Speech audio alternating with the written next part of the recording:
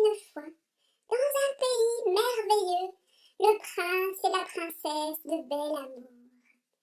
Ils filaient un amour sans nuage, communiquaient merveilleusement et vivaient heureux, quelles que soient les circonstances. Aujourd'hui, moi, la fée Love, je vais vous révéler le secret de leur amour et de leur communication si parfaite. Alors écoutez bien, car cela va transformer.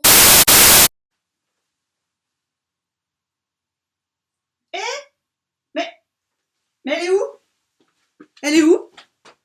Elle est où? Oh! Elle a disparu?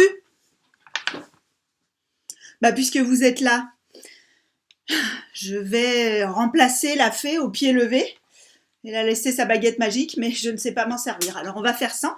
Donc je me présente, je suis Sandrine Donzel, je suis psychopraticienne, conférencière et autrice du blog Est-ce comme c'est, le blog qui vous fait voir les problèmes par l'autre bout de la lorgnette. Et comme vous l'aurez compris, aujourd'hui on va parler de couple. Alors évidemment, je n'ai pas les outils de la fée magique, mais j'ai quand même envie de vous partager quelques enseignements que j'ai tirés de ma pratique d'accompagnement de couple que je fais depuis presque 11 ans maintenant. Alors Zou, c'est parti. Aujourd'hui, je vais vous parler notamment des deux piliers qui, pour moi, qui constituent les bases d'une relation de couple qui fonctionne, qui se donne les chances de fonctionner. Et puis, on va voir qu'est-ce qui est facile dans ces piliers, puis qu'est-ce qui est un peu moins facile. Alors Zou, c'est parti. On va voir dans la vraie vie comment ça marche ou comment ça peut marcher une relation de couple.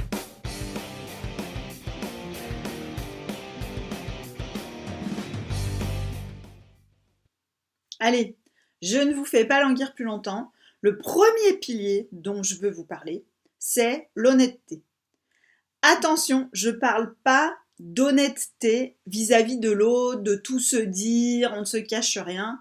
Parce que ça, franchement, ça peut même être un très gros piège dans une relation de couple. Mais j'en reparlerai dans une autre vidéo si le sujet vous intéresse. Non, l'honnêteté essentielle pour qu'une relation de couple fonctionne, c'est pas l'honnêteté vis-à-vis de l'autre, c'est l'honnêteté vis-à-vis de soi-même. Ça veut dire quoi? On a un cerveau qui a tendance à nous piéger, à nous faire prendre les pieds dans nos propres émotions, dans notre propre façon de voir, qui a tendance à nous faire confondre notre façon de voir, notre vision des choses avec la vérité, avec un grand V. Donc l'honnêteté vis-à-vis de soi-même, ça consiste d'abord et avant tout à prendre conscience de ça et à arrêter de se faire piéger ou se faire piéger le moins possible par ce que j'appelle les attitudes défensives. Qu'est-ce que c'est qu'une attitude défensive? Vous allez me dire. Bonne question. Une attitude défensive, en fait, c'est une attitude qu'on adopte quand on se retrouve dans une situation désagréable, inconfortable. L'autre nous fait des reproches, ça nous agace, ça nous déplaît, on le trouve injuste. Bref, ça génère un sentiment désagréable, ou juste on trouve ça pénible, en fait, que l'autre veuille parler avec nous alors que nous, on aurait autre chose à faire. On trouve ça désagréable et donc on va avoir tendance à faire des choses qui ont pour objectif d'arrêter l'inconfort qu'on vit sur le moment.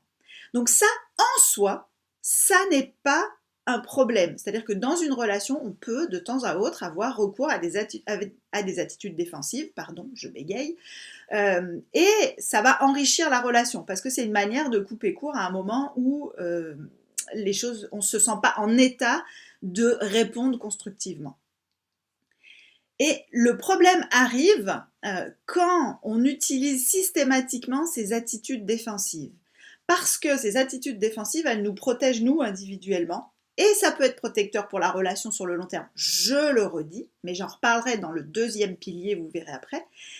Mais souvent, elles ont quand même un côté qui dégrade la relation. C'est-à-dire que comme ça fait passer notre protection à nous avant la construction de la relation, avant j'écoute ce que l'autre a à me dire, avant je réfléchis à ce que l'autre a à me dire, sur le long terme, ça peut être problématique. Donc si on continue à les répéter sans se rendre compte que ça contribue à dégrader la relation, évidemment, c'est pas la meilleure idée du monde pour se créer la vision du parfait amour et de la communication qui fonctionne. Donc vraiment, cette honnêteté vis-à-vis de soi-même, c'est le point de départ. Alors, ça a l'air hyper simple d'être honnête vis-à-vis de soi-même, mais c'est plus compliqué qu'il n'y paraît. Déjà, ça passe par comprendre les mécanismes de base des émotions, comment ça marche, comment notre cerveau fait pour nous piéger, les mécanismes aussi de la relation, c'est-à-dire comprendre comment le comportement de l'autre va aussi influer et nous amener parfois de manière entre guillemets automatique à des attitudes défensives, alors qu'au fond, si on regarde la situation avec le recul, on se dit ben non, en fait, c'est pas comme ça que j'ai envie de me comporter, mais il y a des mécanismes donc personnels autour de nos émotions, il y a des mécanismes relationnels qui sont en jeu, qui peuvent nous piéger aussi, et qui là piègent les deux pour le coup. Donc ça ne veut pas dire qu'il faut développer des techniques de communication, ça veut juste dire avoir suffisamment d'outils de base pour comprendre ce qui se passe et ce qui est en jeu à ce moment-là, et surtout pour identifier ce qui ne marche pas et arrêter de faire ce qui ne marche pas, parce que s'il y a un secret, je ne sais pas pour les couples, je ne sais pas ce qui marche, par contre, je sais à peu près voir ce qui ne marche pas, et c'est déjà une très bonne chose que d'arrêter ce qui ne marche pas. Voilà pour le premier pilier. Et on arrive maintenant au deuxième pilier, parce que l'amour, hop, ça marche sur deux jambes et sur deux personnes, peut-être plus pour certains, mais on va parler pour deux. Le deuxième pilier, c'est la confiance. Donc le premier, c'était l'honnêteté, le deuxième, c'est la confiance. Alors, autant l'honnêteté, c'était pas vis-à-vis de l'autre, c'était vis-à-vis de soi-même, autant la confiance, là, c'est vis-à-vis de l'autre. Et ça veut dire quoi, la confiance dans un couple? Pour moi, ça veut dire principalement deux choses. La première, c'est faire confiance à l'autre dans sa capacité à entendre, à comprendre et à tenir compte de ce qu'on lui dit et de nos besoins.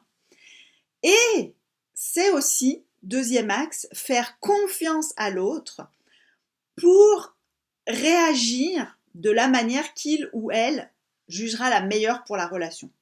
Donc, ça veut dire quoi? Ça veut dire que, par exemple, si je dis un truc à mon mari, quelque chose qui ne me convient pas, et que il me répond pas forcément, qu'il raloche un peu dans sa barbe et qu'il part bouder, entre guillemets, dans son coin, la confiance ici, ça va être de considérer que sa bouderie, c'est le meilleur moyen qu'il a trouvé pour apaiser la relation. C'est ce dont lui, il a besoin pour pouvoir répondre de manière constructive.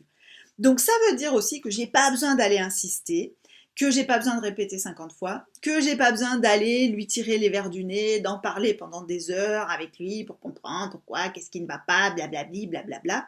La confiance, c'est ok, j'ai dit, et il va prendre en compte ce que je lui ai dit et il va agir en conséquence ou me dire ce qui lui pose problème éventuellement, et là on pourra rentrer dans une relation qui est un peu plus constructive. Alors, vous sentez bien que la confiance, c'est pas aussi simple à mettre en œuvre qu'il y paraît. Les mécanismes relationnels dont je parlais tout à l'heure, l'expérience de ce qui s'est passé dans notre couple par le passé peut me faire dire ah oui mais il ou elle ne changera jamais, ne fera jamais ci, ne fera jamais ça, et donc me conduire à multiplier des attitudes peut-être pas défensives cette fois-là mais offensives pour essayer de provoquer un changement chez l'autre. Donc, là aussi, l'honnêteté vis-à-vis de soi-même, je reviens sur le premier pilier, ça va être de voir quand on est dans cette attitude offensive de j'essaye de provoquer un changement. Et puis, on peut vite se faire rattraper aussi par ses émotions, par la peur, par la colère, et être vite tenté d'adopter ces attitudes défensives ou offensives qui ne sont pas forcément constructives. Donc, si vous avez envie de vous questionner sur votre relation de couple, que ça fonctionne à peu près bien, mais que vous avez envie d'améliorer les choses, ou qu'il y a un peu des crises, des tensions, ça peut être déjà de vous questionner sur ces deux dimensions. Où en êtes-vous, vous individuellement, de votre honnêteté et de votre confiance? Alors c'est un questionnement qui est hyper intéressant parce qu'il peut se mener individuellement. On n'est pas obligé d'échanger sur le sujet avec l'autre. On peut proposer à l'autre cette réflexion, mais on peut déjà changer beaucoup de choses dans son couple, déjà en regardant soi-même, son honnêteté et sa confiance, et puis après se questionner sur comment on peut reconstruire la confiance. Alors, pour aller plus loin par rapport à ça, moi, je vous propose plusieurs choses. La première, c'est que vous pouvez évidemment jeter un œil sur le blog, blog.scomc.fr.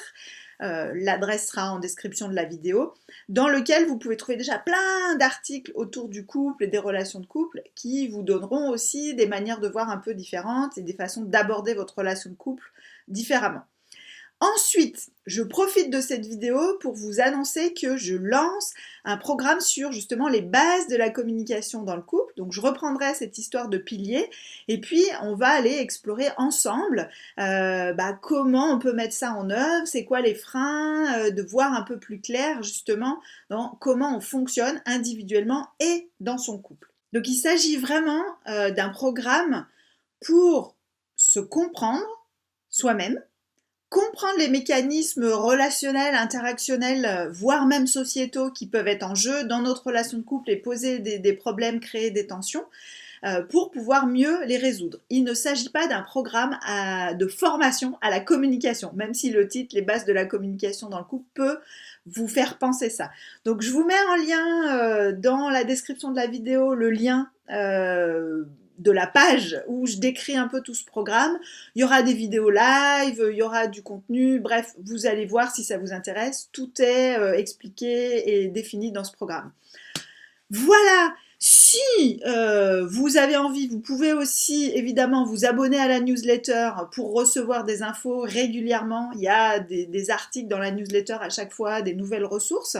Vous pouvez aussi faire un don sur Tipeee.